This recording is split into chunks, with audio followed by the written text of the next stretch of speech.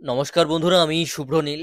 খাদানের টাইমে দেবদা যখন প্রচুর পরিমাণে ইন্টারভিউ দিচ্ছিলেন, উনি একটা কথা বলেছিলেন যে আপনারা যদি খাদান হিট করান, যে কালেকশনটা আসবে হিট হওয়ার পর সেটা যদি হিউজ হয়, তাহলে ওই টাকাগুলো কোনোটাই ব্যাংক অ্যাকাউন্টে জমিয়ে রাখবো না।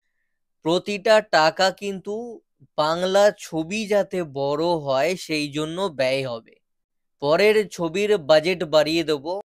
দেবদা কিন্তু তার কথা রেখেছেন। রঘু ডাকাত তো আসছে, দেবদাই ইনিশিয়েটিভ নিয়েছে। আমরা ইন্টারভিউয়ে জানতে পারি সুরিন্দর ফিল্মসের কাছেও যেতে চেয়েছিলেন, তিনি জানান শ্রীকান্ত মহতাদেরকে।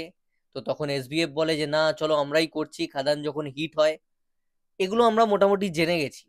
তার বাজেটও অনেক হাই, এটাও আমরা সামনে যেটুকু প্রি টিজ এসছে দেখে বুঝে গেছি, ক্লিয়ার। এটা নিয়ে চারিদিকে আলোচনা হচ্ছে। কিন্তু ফ্যামিলি ড্রামা যেইগুলো দেবদা বানিয়ে গেছেন পরপর, টনিক, প্রজাপতি, প্রধান, প্রধানের হয়তো বাজেটটা একটু বেশি, এগুলোর তো সেই অর্থে বাজেট কিছু নেই, বা আমরা ভাবতেও পারি না যে এই ধরনের ছবিতে সেই অর্থে বাজেট থাকতে পারে বিশাল কিছু। কিন্তু দেবদা যে কথা বলেছিলেন সেই কথাটা রাখলেন। এইখানে প্রজাপতি 2 লন্ডনে শুটিং হয়েছে সেইটা নয়, লন্ডনে সস্তায় শুটিং করা যায়। বাজেট শুনে আমার মাথা খারাপ।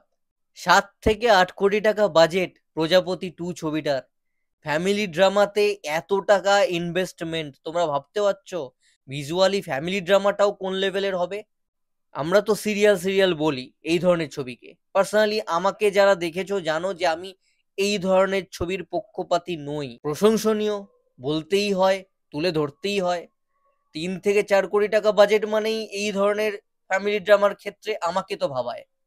সেখানে 7 থেকে 8 কোটি টাকা বাজেট, লন্ডনে গিয়ে তার মানে কি স্কেল রেখে শুট করছে এরা? বাজেটটা কিন্তু আমার মন গড়া গল্প নয়, দেবদা নিজে অফিসিয়ালি জানিয়েছেন ইন্টারভিউতে।